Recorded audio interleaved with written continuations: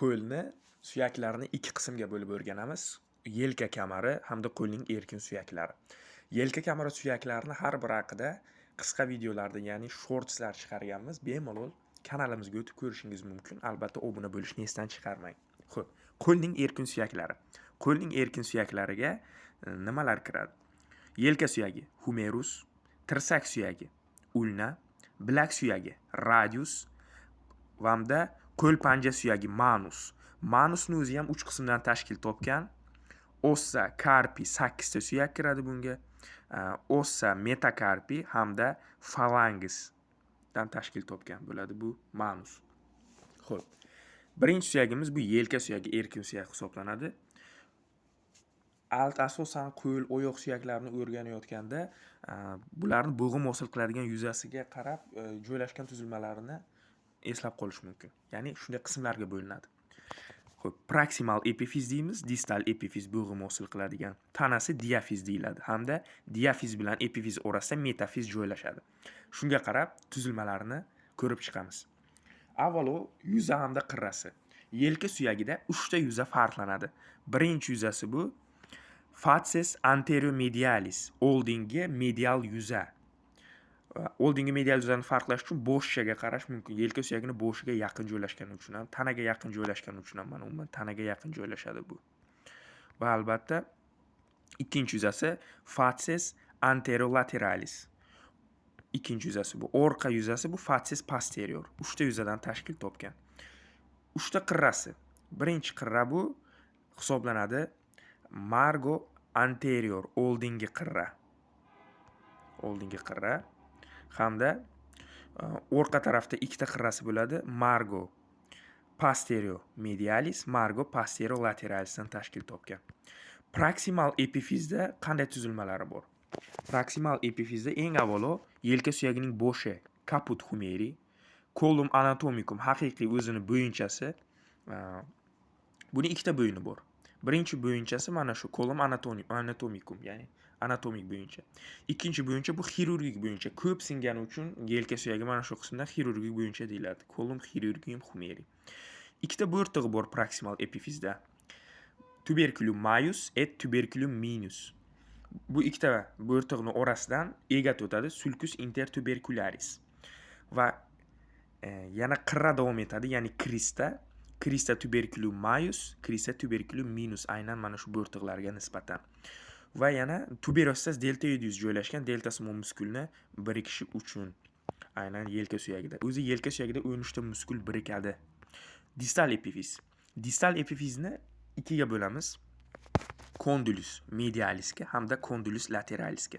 Condylus medialisda qanday tuzilmalar joylashgan? Eng avvalo traxleya, ya'ni g'altak. G'altakning ustida joylashadi fossa coronoidea. Bu coronoideaga tirsakni processus coronoideus kelib birikishi uchun mana shu chuqurcha fossa coronoidea. Ya'ni processus coronoideus bor tirsak suyagida. Yana condylus medialisda fossa olecranon bor. Aynan bu ham tirsak suyagining olecranon o'simtasi uchun kelib birikadi bo'g'im hosil qilib.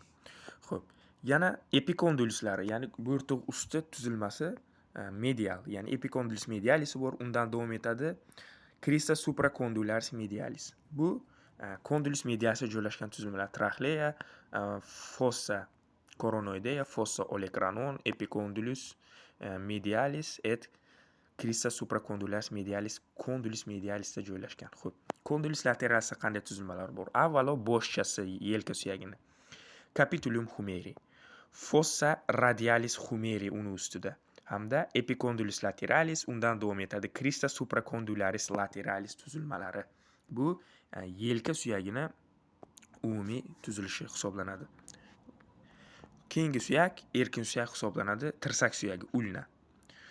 Ulnani ham xuddi shunday qismlarga bo'lib tuzilmalarni o'rganamiz. Proksimal epifizi, distal epifizi, diafizi tanasi hamda metafizi. Mana. Xo'p, buni ham 3 ta yuzasi bor, 3 ta qirrasi bor. 3 ta emas, endi 2 ta qirrasi bor buni. 3 ta yuzasi qaysilar? Birinchi yuza oldingi yuzasi facies anterior, ikkinchi yuza medial yuza facies medialis hamda orqa yuza facies posterior hisoblanadi. Proksimal epifizga qarab mana davom etyapti. Bu Margo Margo interossiya. Margo interossiya hamda qo'lim ustiga ushlab ko'rsak bo'ladi. Margo posterior mana bu. Bu esa interossiya Margo. Hozir oldingi Margo interossiya mana. Ikkita qirrasi mana shu. Margo posterior qo'limiz bilan ushlab ko'rsak bo'ladi. Interossiya bu suyaklar aro degan umuman bo'shliq aro desam bo'ladi. Chunki mana Margo interossiyasi bo'shliqqa qarab turgani uchun ham shunday nomlangan. Ikkita qirrasi bu demak. Yuzasi oldingi yuza. Xo'p, hozir. Oldingi yuzasi facies anteriori, orqa yuzasi facies posterior hamda facies medialisdan tashkil topgan. Aynan tanaga yaqin turgani uchun mana shu soha yuzasi facies medialis deyiladi tirsakda. Xo'p. Proksimal epifizda olikranon o'simtasi. Olikranon. Aynan mana shu yelka suyagini fossa olikranonga birikadi. Xo'p, insizura traxearika. Ya'ni mana shu g'altakka birikib turibdi. G'altakka. Aynan mana bu g'altak. Bu esa fossa traxlea. Xo'p. Yana tuzilmalari insizura radialis, bilak suyagi uchun o'yma. Bunga bilak suyagi kelib birikadi hamda tuberostas ulna, bo'rtig'i mushaklar kelib birikishi uchun. Xo'p. Bu muskullarni qirralari, ya'ni kristasi, krista muskuli spinator, spinatsiya qiluvchi muskul uchun qirra hisoblanadi bu. Xo'p. Hamda processus coronoideus mavjud. Aynan mana coronoid o'simta. Yelka suyagini fossa coronoideasiga birikadi. Bu olikranon o'simtasi, bu fossa coronoide. Shuni hisobiga mana yelkaga birikyapti. Mana insizura traxearia, mana bu qismi processus coronoideus, bu esa olikranon birikyapti bo'g'im hosil qilib. Bu proksimal epifizi. Xo'p, endi distal epifizda nima tuzilmalari bor? Bo'shchasi bor tirsakni. Ya'ni mana bo'shcha. Kaput ulna deyiladi hamda aylanib bo'g'im hosil qilish uchun, ya'ni circumflexa articularis deyiladi bu. Aylanma bo'g'im hosil qilish uchun hamda bigissimon o'siq processus styloideusdan tashkil topgan.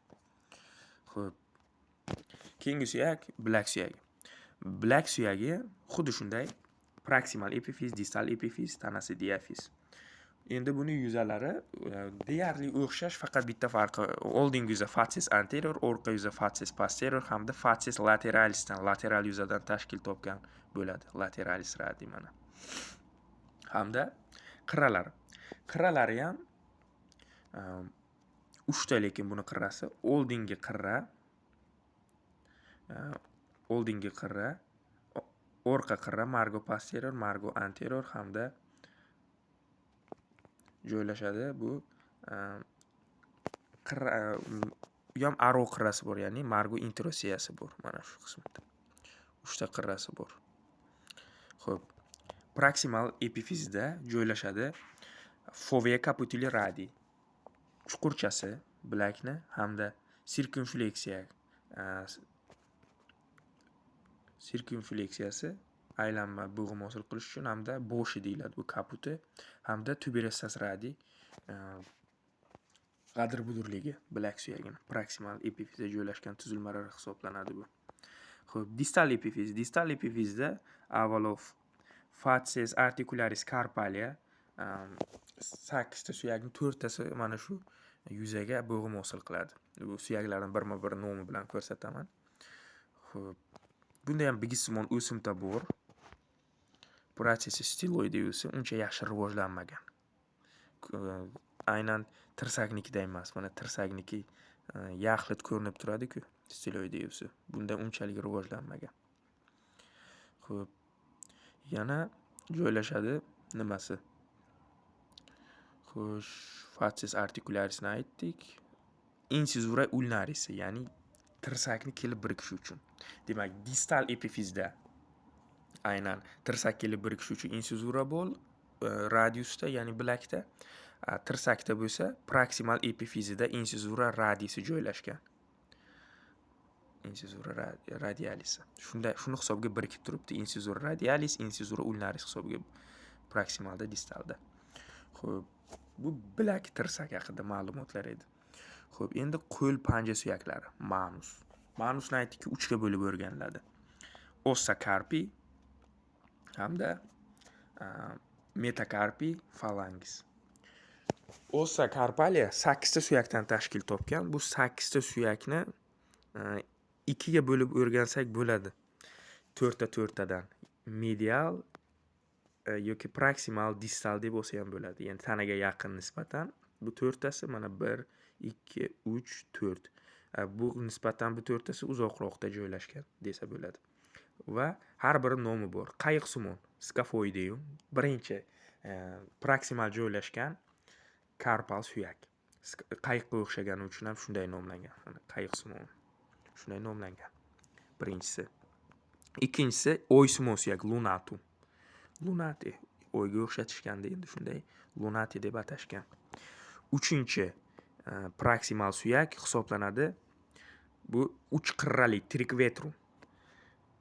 Birinchi qirrasi, ikkinchi qirrasi, mana 3-qirrasi. 3 qirrali suyak deb atashgan. Hamda kichkina no'xatsimon suyak, piziforme. Demak, proksimal ossa carpilar 4 ekan: scafoideum, lunatum, trikvetrum 3 qirrali hamda no'xatsimon piziforme deyiladi. Xo'p, distal 4 tasi nisbatan distal hisoblanadi. Os trapezium, trapeziasimon, trapezoideum hamda boshchali capitatum, boshcha hosil qilgani uchun. Aynan. Hamda ilmoqsimon, gamatum. Buni ilmoqchasi bor mana. Shuning uchun gamati deyiladi. Bu 8 ta suyak, hammasi nomini bilish zarur va shart buni. Scafoideum, lunatum proksimalda hamda trikvetrum 3 qirrali, piziforme, trapezium, trapezoideum, capitatum hamda gamatum ilmoqsimon. Bularning tartibi aynan bosh barmoq politisga nisbatan olinadi.